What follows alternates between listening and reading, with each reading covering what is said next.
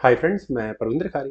Friends, आज की हमारी गेम जिनकी वीडियो रिकमेंडेशन है उनकी आइडिया ये था चुप फिथू। तो फ्रेंड्स, जिस गेम के ऊपर वीडियो उन्होंने बनाने के लिए कहा है फ्रेंड्स, जितना मुश्किल उनका नाम है, आईडी है, उतनी ही मुश्किल वो गेम है। मिखाइल टाल वर्सेस ब्रूनो प्रमा।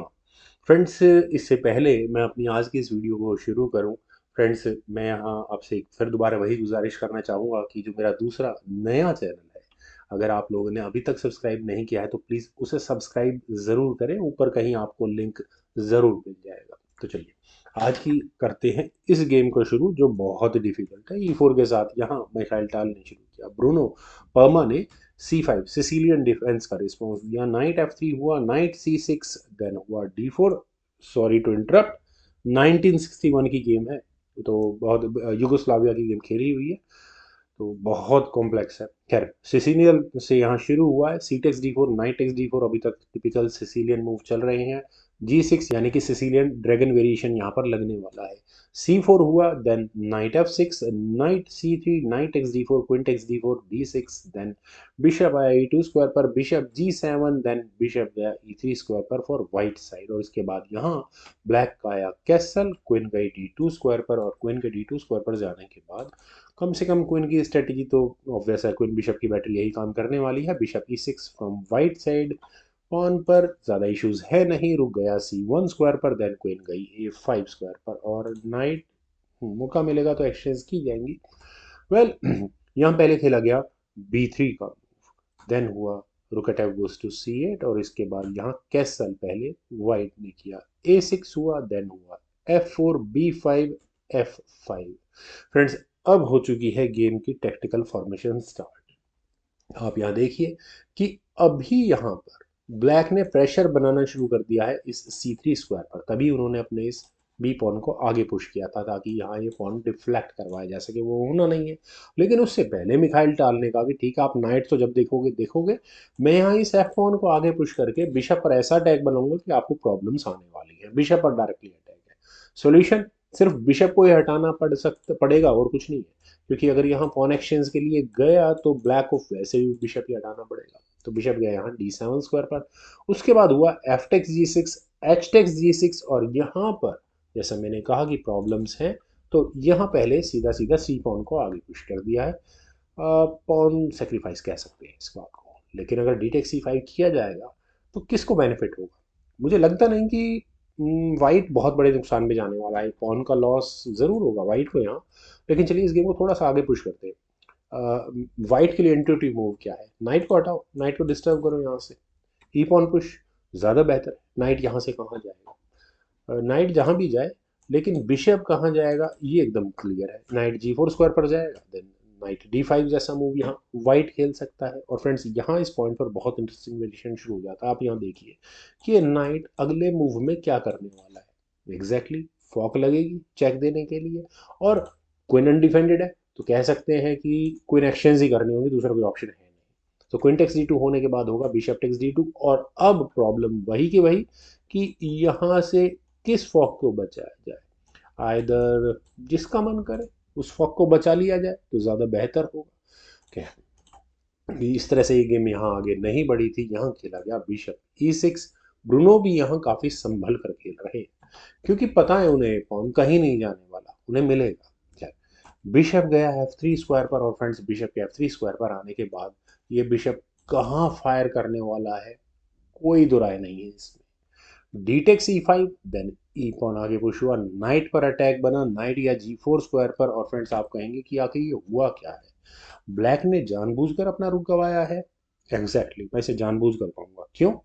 क्योंकि बिशप टेक C8 मिखाइल टाल ने कर लिया है, और यहाँ चूंकि जानबूझकर खेला गया मूव है, तो फॉर ब्लैक साइड में उनकी सेफर साइड के लिए बता देता हूँ कि रुक टेक C8 शायद बेटर मूव होता। लेकिन बिशप टेक C5, उनकी इंटेंशंस यहाँ बहुत हद तक क्लियर है। व्हाइट ने अपने बिशप को बचाया वापस D5 स्क्वायर पर, देन हुआ knight takes E3। Knight takes E3 किस लिए? ताकि क्वीन टेक्स E3 हो और बिशप यहाँ इस क्वीन को पिन कर दे। ऑब्वियसली क्वीन टेक्स E3 का मतलब बिशप D4 स्क्वायर पर आ जाएगा। तो मिखाइल टाल ने कहा कि ठीक है, कोई बात नहीं, थोड़ा एक्सचेंज अब मैं हो ही चुका हूँ, बिशप जा रहा है जाने, तो पहले कर लेता हूँ यहाँ बिशप टेक्स C6। और बिशप टेक्स C6 होने के बाद आपको यहाँ ये चेक भी नजर आ गई होगी। ये बहुत डेंजरस होने वाली है। तो अब ब्लैक क्या करे? पहला मूव तो नाइट एक्स F1 का ही है, शायद यही चलना चाहिए था, क्योंकि अगर यहाँ से ये गेम आगे बढ़ेगी तो क्वीन पर अटैक बनेगा, और क्वीन को रख देते हैं G5 स्क्वायर पर, बिशप पर अटैक बनेगा, एफ पॉन पिन है, तो कह सकते हैं कि चेक की थ्रेट्स भी होंगी, तो वो भी बहुत डेंजरस हो सकता है। बिशप को बचा लिया चेक देकर, कोई दिक्कत नहीं है। किंग को H1 स्क्वायर पर लेकर जाना होगा, और उसके बाद आई डोंट थिंक यहाँ कुछ इस तरह की गलती करने का चांस मिलेगा ब्लैक को। खैर, शायद ये बेहतर ऑप्शन होती, लेकिन यहाँ रुक को D8 स्क्वायर पर पहले ब्लैक ने लिया और क्वीन पर अटैक बनाया, और ऐसा करने के बाद क्वीन भाग गई F2 स्क्वायर पर, बिशप और चेकमेट की थ्रेट, ऑलमोस्ट ऑलमोस्ट चेकमेट की थ्रेट। नाइट यहाँ F5 स्क्वायर पर पहले ब्लैक ने लिया, और अगले मूव में क्या थ्रेट है, यहाँ पर क्वीन को पिन करना है ब्रूनो को, तो क्वीन को हटाना ही पड़ेगा। क्वीन का E2 स्क्वायर पर, फ्रेंड्स क्वीन का E2 स्क्वायर पर जाना मुझे समझ में नहीं आता कि ये हुआ क्या। यहाँ ये नाइट क्वीन को E1 स्क्वायर पर जाना चाहिए था, ताकि नाइट का डिफेंस रह सके। नाइट सेक्रीफाइस आया है पूरी तरह से मिखाइल टाल के ऊपर। बिशप टेक C3 अगर कर लिया जाए तो प्रॉब्लम क्या है? मुझे लगता नहीं कि कोई खास प्रॉब्लम है। Bishop takes F5, G takes F5, queen takes C7, रुक पर अटैक होगा, रुक हट जाएगा जहाँ हटाना होगा।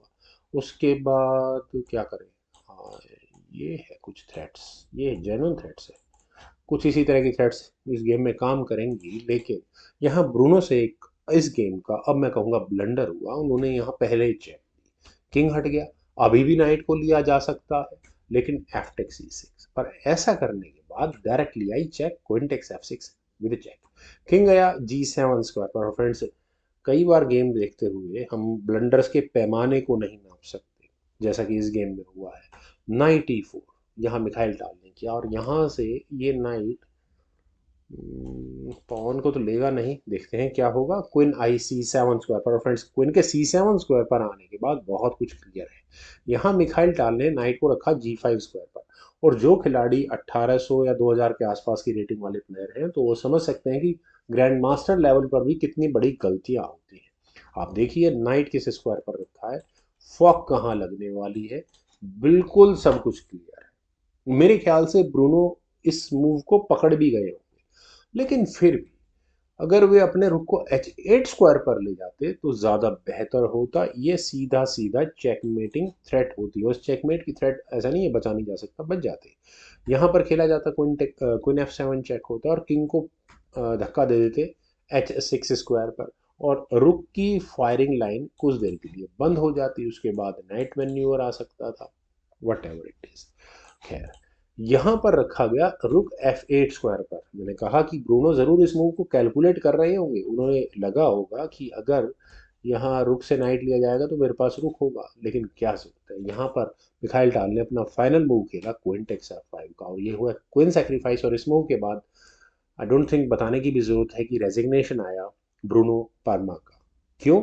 जी टेक्स F5 हो भी गया, देन नाइट E6 चेक, और सारे चारों दिशाओं में चेक लग रही होगी, मतलब फॉक लग रही होगी। किंग हटेगा, नाइट टेक्स C7, और ऐसा नहीं है कि नाइट भी कहीं फंस जाएगा, नाइट बड़े आराम से इधर उधर से कहीं भाग भूग के निकल जाएगा यहाँ पर।